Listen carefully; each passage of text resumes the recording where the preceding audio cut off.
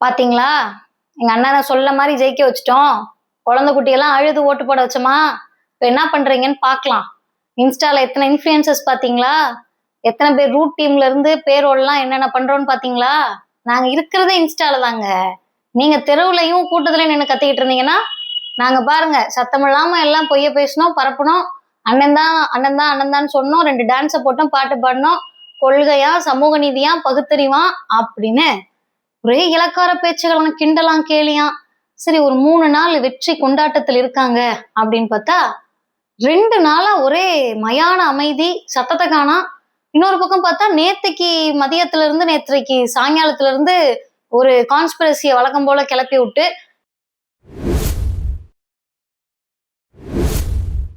இங்க பாருங்க திமுகவும் அதிமுகவும் கூட்டணி வச்சு இது பண்ண போறாங்களாம் அப்படின்னு நம்ப வைக்கப்பட்டு ஊடகங்கள்லாம் செய்தியாக்கி வட இந்திய ஊடகங்கள்ல இருந்து தமிழ்நாட்டு ஊடகங்கள்ல இருந்து செய்தியாகி இது இன்னொரு பக்கம் இருந்துட்டு இருக்கப்ப நேற்றைக்கு ஆளுநரை போய் சந்திக்கிறார் தாவேகாவின் தலைவர் விஜய், இன்றைக்கு ஆளுநரை போய் சந்திக்கிறார் தாவேகா தலைவர் விஜய். இங்க பாத்தீங்களா எங்க அண்ணன் என்ன பண்றாரு அப்படின்னு ஒரு பக்கம்.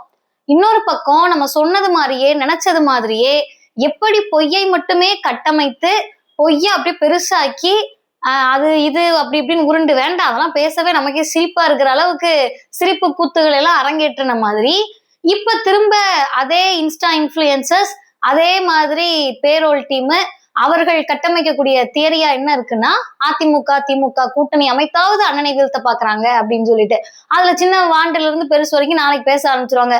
பாருங்க ஃபேமிலிஸ், நம்ம அண்ணனை என்ன பண்றாங்க பாத்தீங்களா ஃபேமிலிஸ், இததான ஃபேமிலிஸ் நாங்க சொன்னோம், எங்க அண்ணன் ஜெயிச்சா கூட ஓட்டு வந்தாங்கன்னா கூட இப்படி பண்றாங்க பாருங்க, நம்ம எல்லாம் சேர்ந்தானே அண்ணனை ஜெயிக்க வச்சோம், ஆனா இந்த திமுக என்ன சதி பண்ற இது பாத்தீங்களா அப்படின்னு ஒரு நெரேட்டிவா செட் பண்ண நேத்தே ஆரம்பிச்சிட்டாங்க. உண்மை என்ன, திமுகவோட ரோல் இதுல என்ன அப்படின்றத பேசணும். வெளிப்படையாக தமிழ்நாட்டினுடைய முதலமைச்சராக இருந்த நம்முடைய மாண்புமிகு மானமிகு திராவிட இனத்தினுடைய பெருந்தலைவராக நிமிர்ந்து நிற்கக்கூடிய தளபதி ஸ்டாலின் அவர்கள் எதிர்கட்சியாக நாங்கள் தொடர்கிறோம் அப்படின்னு தேர்தல் அறிவிப்பு அதனுடைய முடிவுகள் அடுத்த நாளே வெளிப்படையாக அறிக்கை வெளியிட்டுட்டாரு. அன்றைக்கே வாக்களித்த எங்களுடைய மக்களுக்கு நன்றி, வாக்களிக்காதவர்களுக்கும் சேர்த்து நாங்கள் வழக்கம் போல போராடுவோம் சொல்லியாச்சு. அவருடைய தொகுதிக்கு போய் அவருக்கு வாக்களித்த மக்களுக்கு நன்றி செலுத்தி விட்டு வந்துட்டாரு. இப்ப திமுகவோட பக்கம் இருக்க பிரச்சனை முடிஞ்சிருச்சு. நாங்க எதிர்கட்சி தான், நாங்கள் கண்ணியத்தோடு மானத்தோடு திராணியோடு எதிர்கட்சியாக இருந்து இந்த 5 ஆண்டுகள் இருப்போம் முடிஞ்சிருச்சு. திடீர்னு இப்ப உங்க அண்ணன் என்ன பண்றாருன்னா சீட்டு அதிகம் வாங்கினது நீங்க தான், கான்ஸ்டிடுவன்சி அடிப்படையில் தொகுதிகள் அடிப்படையில் சிங்கிள் லார்ஜஸ்ட் பார்ட்டி யாராவது இல்லைன்னு சொன்னாங்களா? நாங்க தானே ஜெயிச்சோம், நாங்க தானே. யாரு இல்லைன்னா நீங்க தான் ஜெயிச்சிருக்கீங்க. எங்க கிட்டதான் 107 சீட் இருக்கு, எங்களை ஏன் இன்னும் முதல்வராக்கல?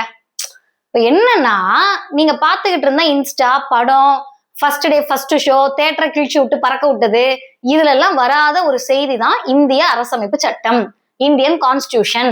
அந்த அரசமைப்பு சட்டத்தின்படி பதவி பிரமாணம் எடுக்கணும்ல, அது வேலை யாருக்கு இருக்கு? ஆளுநர்ன்றவருக்கு இருக்கு. இப்ப என்ன கூத்துன்னு கேட்டீங்கன்னா இதெல்லாம் நம்ம பேசிக்கிட்டு இருக்கோம்ல, ஆளுநர் அவர் யாரு? இந்திய அரசமைப்பு சட்டமா? அது என்ன? எங்க அண்ணன் தானே முதல்வர், அவரை எதுக்கு இன்னும் கூப்பிடாம இருக்கீங்க அப்படின்னு வேற பக்கம் உருளுவாங்க. அவங்கள விட்டுருவோம். இந்த வீடியோ எதுக்குன்னா நம்ம பல பேரே ஒரு வாய்ப்பாக அல்லது தவறுதலாகவோ ஏன் இன்னும் ஆட்சி அமைக்கல அப்படின்ற சந்தேகங்கள் இருந்தா அதுக்காக தான். ஆளுநர் முறைப்படி அவரை கூப்பிட்டு செய்ய வேண்டியதை செஞ்சிருக்கணும், செய்யல. ஒண்ணு. 2வது, ஆளுநரிடத்தில் அவருடைய பெரும்பான்மையை தாவேகாவினுடைய தலைவர் விஜய் நிரூபிக்க வேண்டிய அவசியம் இல்லை, சட்டமன்றத்துலதான் நிரூபிக்கணும். அது நிரூபிக்கப்படாத பட்சத்தில் தான் அடுத்த கட்ட நடவடிக்கைக்கு போகணும். இப்ப அட் பிரசன்ட் நம்ம பேசிக்கிட்டு இருக்க இந்த நேரத்தில் நடக்க வேண்டியது என்னன்னா, ஆமாப்பா நீங்கள் தான் சிங்கிள் லார்ஜஸ்ட் பார்ட்டி வாங்க அப்படின்னு கூப்பிட்டு இருக்கணும். இவங்க போய் சொல்றப்ப அது ஆளுநர் கேட்டிருக்கணும். கேட்காதது யாரு? ஆளுநர். ஆளுநரை நேற்று போய் பார்த்துட்டு வந்தது யாரு? தாவேகா தலைவர் விஜய். இன்னைக்கு ஆளுநரை போய் பார்த்து 45 நிமிஷம் பேசிட்டு வந்தது யாரு? தாவேகா தலைவர் விஜய்.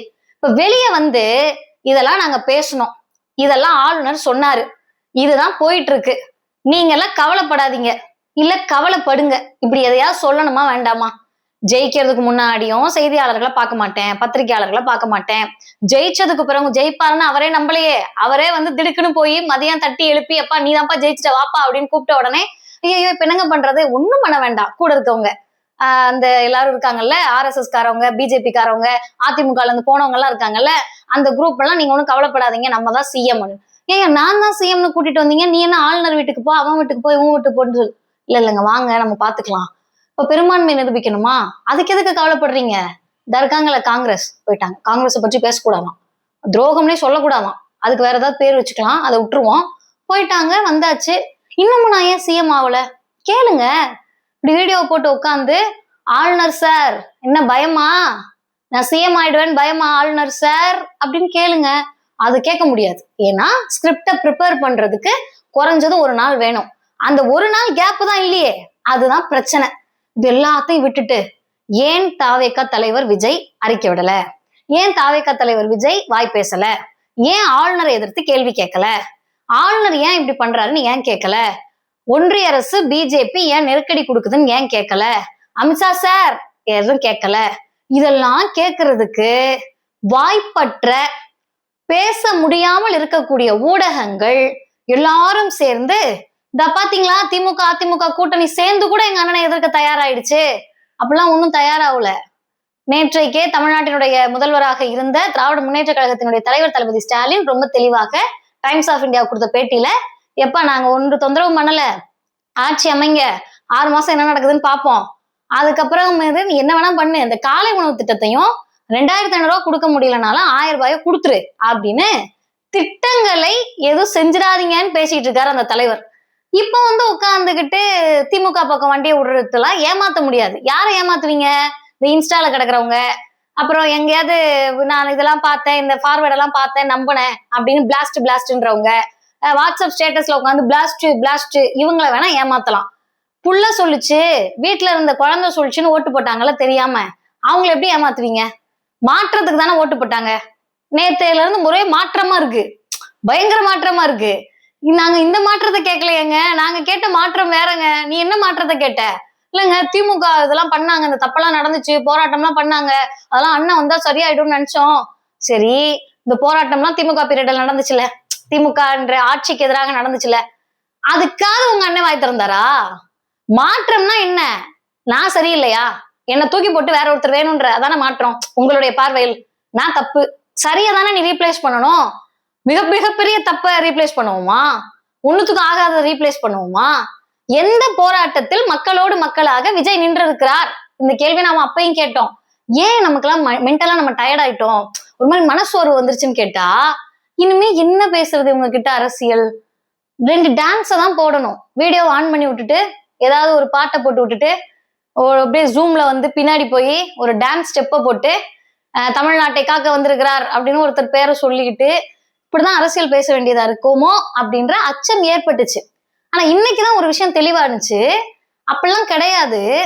உங்களுக்கு ஓட்டு போட்டாங்கல்ல, அவங்களுக்கும் திமுக கூட்டணிக்கான ஓட் டிஃபரன்ஸா 17 லட்சம் தான் இருக்கு அப்படின்னு சொன்னா, அந்த 17 லட்சம் பேர்ல எத்தனை பேர் ஐயோ தெரியாம போட்டுட்டோம்னு 3 நாளா கவலைப்பட்டுட்டு இருக்காங்க. இன்ஸ்டால மெசேஜ் குவியுது, நாங்க கட்சியில் சேரணும்னா எப்படி, திராவிடர் கழகத்துல சேரணும்னா எப்படி, இயக்கத்துல சேரணும்னா எப்படி, இதெல்லாம் புரிஞ்சுக்கிறதுக்கு ஏதாவது புக்கை ரெஃபர் பண்றீங்களான்னு கேக்குறாங்க. இவங்க எல்லாருமே தெரியாம ஓட்டு போட்டுட்டோம், நம்ம போடுறதுனாலயா அவர் ஜெயிச்சிருவாருன்னு நினைச்சு ஓட்டு போட்டோம்னு நினைக்கிற கிரௌட் இருக்குல்ல, அந்த கிரௌடுக்காக நாங்க பேசுவோம், இந்த கூட்டத்துக்காக நாங்க பேசுவோம். எதுவுமே தெரியாம என்னடா பண்றதுன்னு தெரியாம முடிச்சுக்கிட்டு இருக்காங்கல்ல, அவங்களுக்காக நாங்க பேசுவோம். 6 மாசமோ 5 வருஷமோ நீங்கள் எத்தனை வருடங்கள் நீங்கள் ஆண்டாலும் நாங்க மக்களுக்காக பேசிக்கிட்டே தான் இருப்போம். சமூக நீதியை பேசுவோம், பகுத்தறிவை பேசுவோம், சுயமரியாதை பேசுவோம், எது சரின்னு பேசுவோம், இந்த மாநிலத்துக்கு எது தேவைன்னு பேசுவோம், தந்தை பெரியாருடைய கொள்கை இன்னும் வீரியமா பேசுவோம். நோய் வரப்பதான் அதற்கு எதிரான ஊசி ரொம்ப அதிகமா போய் சேரணும், தடுப்பூசி போய் சேரணும், பேசிக்கிட்டே இருப்போம். என்ன பேசுவீங்கன்னு கேட்டா, எப்படி எங்க அண்ணன் பாத்தீங்களா அப்படின்னா, யாரு வேட்பாளர்னே தெரியாம ஓட்டு போட்டு நீங்களே பேசுறப்ப, யார் வேட்பாளர், யார் முதலமைச்சரா வரணும், ஏன் வரணும், 5 வருஷமா தமிழ்நாட்டுக்கு என்ன செஞ்சிருக்கோம், இன்னும் தமிழ்நாடு எந்த திசையில போகணும், மாநில சுயாட்சினா என்ன, ஒன்றிய அரசை ஏன் எதிர்க்கிறோம், ஏன் டெல்லி வர்சஸ் தமிழ்நாடுன்னு இத்தனை புரிதல் இருக்கிற நாங்க ஏன் பேசாம இருக்கணும்? இதுல வேற ஜாதி ஒழிப்பு வீரராம். எப்படி பெரம்பூர்லயும் திருச்சி கிழக்குலயும் என்னோட மதமும் என் ஜாதியும் அதிகமா இருக்குன்னு கணக்கு பார்த்து நிக்கிறவரு ஜாதி ஒழிப்பு வீரர்.